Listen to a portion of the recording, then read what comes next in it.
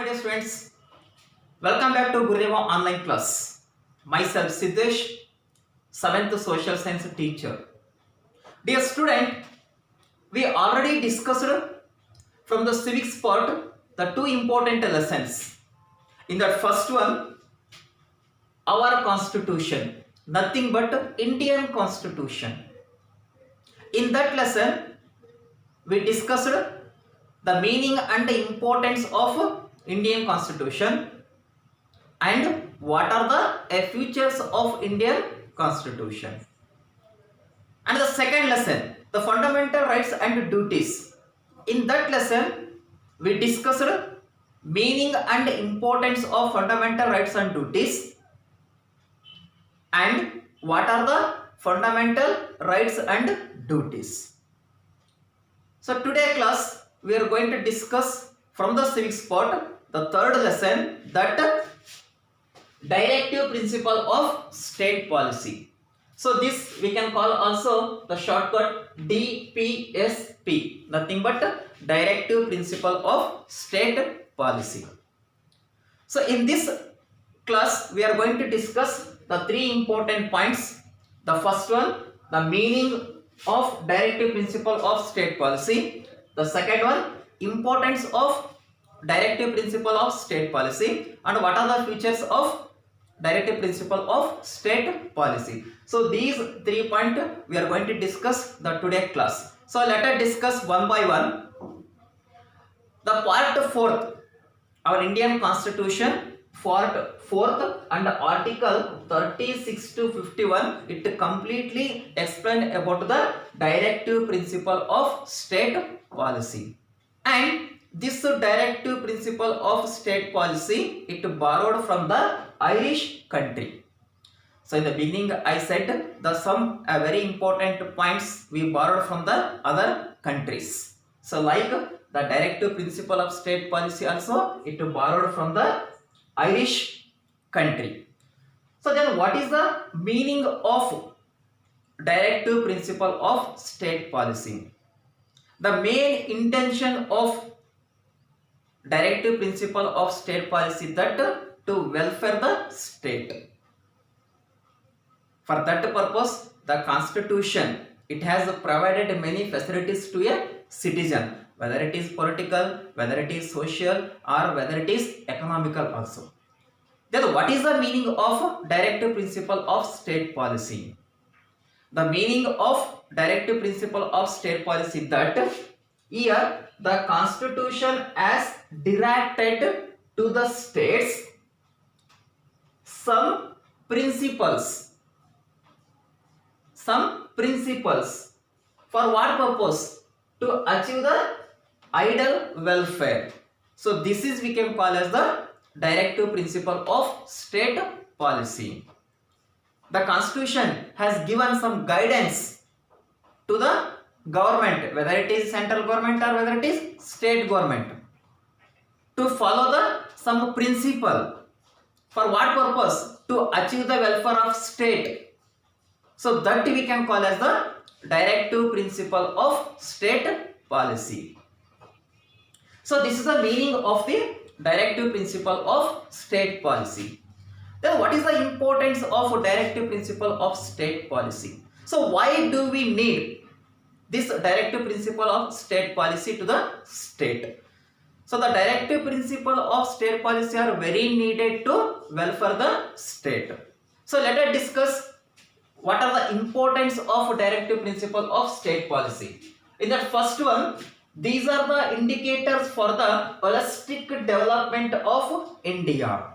So this is the first importance of the DPSP or directive principle of state policy. The second one, welfare of the people in social, economical and political justice. So the justice in the sense here to give the protection without any discrimination on the basis of caste, place of birth, gender and sect. As you know that all are equal before the law, nobody is above the law. So when the people are going to get the justice, automatically the state will be welfare. So this is the second importance of the directive principle of state policy. The third importance of directive principle of state policy, that legislating, formulating and implementing the policies. As you know that the government, it has three organs: legislature, executive and judiciary.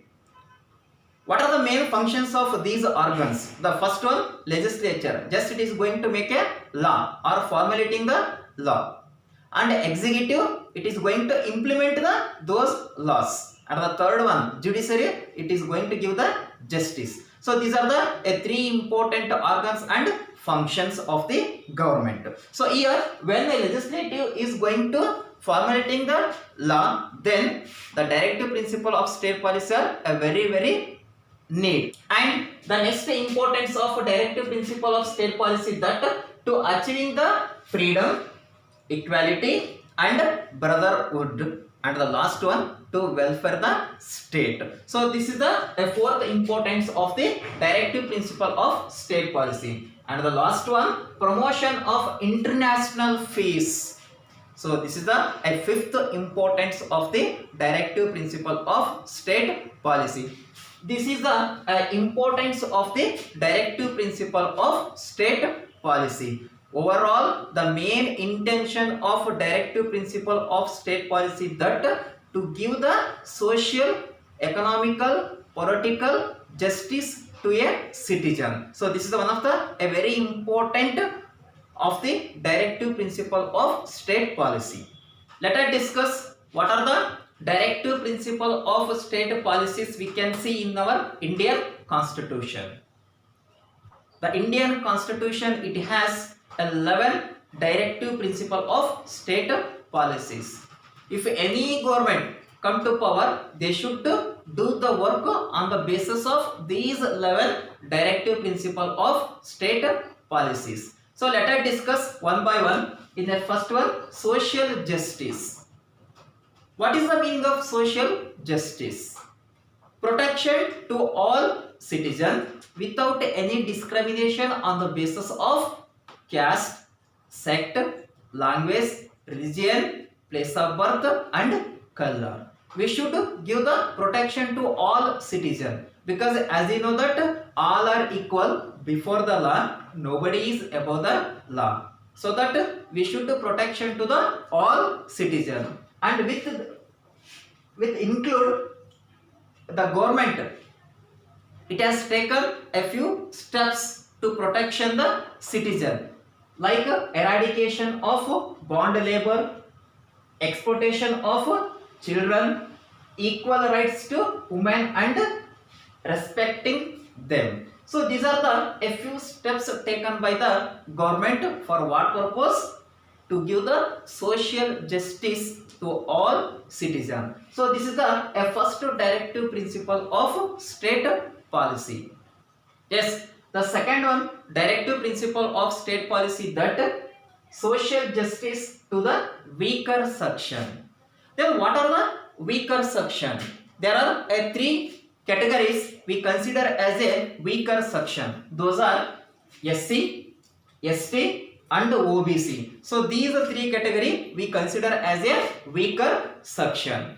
SC means scheduled caste, ST means scheduled tribe, and OBC other backward classes. So these three categories we consider as a weaker section.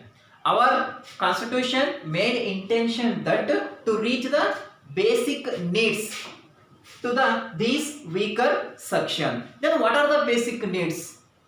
Like food, cloth, water and shelter. So these are the a few important basic needs. Our constitution main intention that it try to reach these basic needs to the weaker section, and also with that it has taken many steps to uplift these weaker section. Then what are the important steps taken by the government to uplift the weaker section? Those are the first one, to find the remedy against economic exploitation, and the second one, providing education and extending the free legal aid them. So the government is going to give a free and compulsory education from 6 to 14 years, and also the government is going to give a free bag and bicycle and midday meals and shoe also. For what purpose? To uplift the weaker section.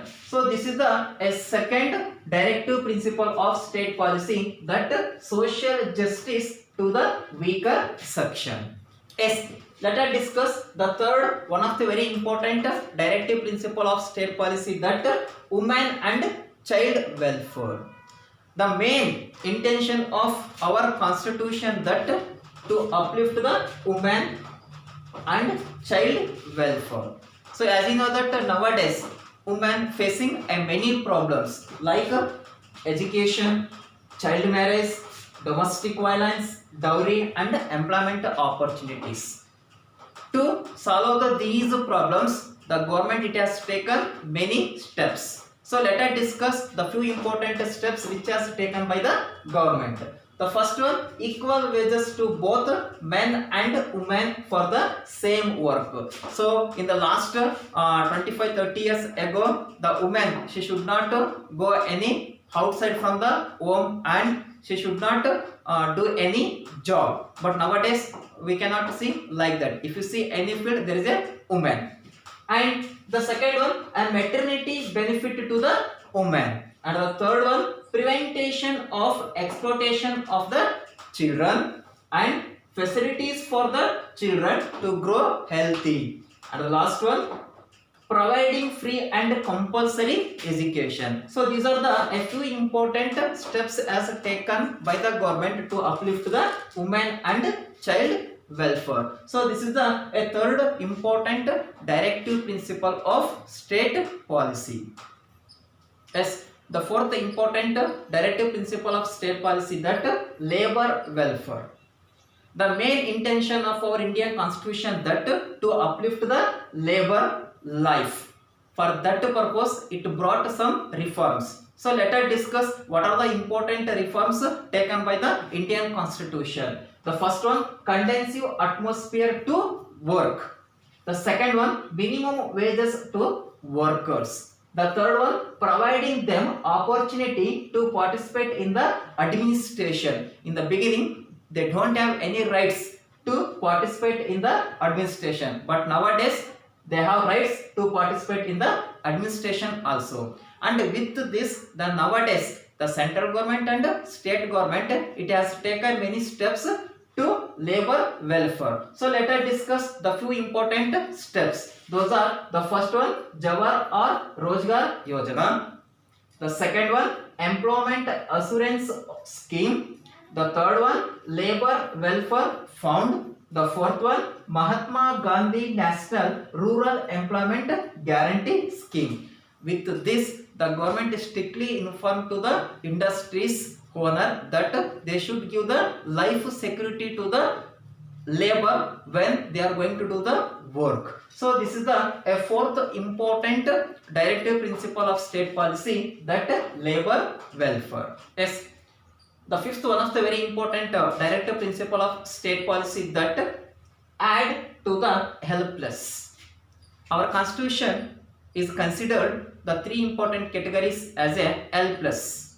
Those are, the first one, aged, patients and unemployed. To uplift of these categories, nowadays the government has taken many steps. Let us discuss the few important steps which has taken by the government. The first one, older wages. So every month the aged people, they get the older wages. And the second one, Varshita Pension Bhima Yojana. And the third one, Senior Citizens Welfare Fund. These are the three steps to solve the problems of aged people. And the next, the government encouraged the people to start the small scale industries. To solve the unemployed problems, the government also has taken a few steps. The first one, government encouraged the people to start the small scale industries. And the second one, encourage the self-employment. For that, nowadays the government is going to give the loan less interest. And the third one, government has given a some benefit to the small scale industry. So what I said, the loan, the government nowadays is going to give the loan with the less interest. And to solve the problems of patients also, the government is going to give the many facilities in the government hospital also. So these are the a few important steps which has taken by the government to uplift the these three categories like aged, patients and unemployed.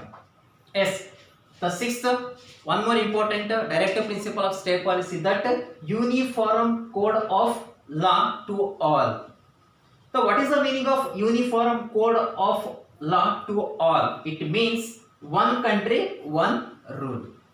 Then why do we need uniform code of law to the all? It helps in the improving the conditions of women, because this purely matter related to of marriage, divorce, inheritance, family and land. So this is the one of the a very important directive principle of state policy, that uniform code of law to all. Yes, the seventh, one of the very important directive principle of state policy, that provision of liquor.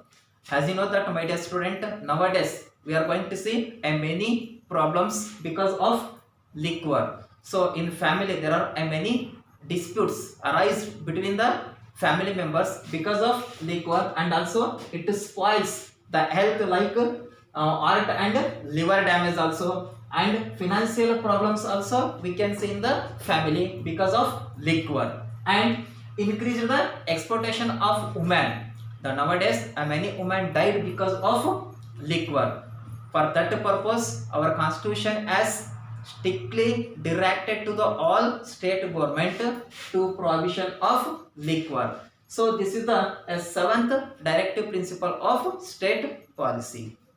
Dear student, in this class we discussed meaning of the directive principle of state policy, importance of directive principle of state policy, and some features of directive principle of state policies. So remaining principles we can discuss in the next class.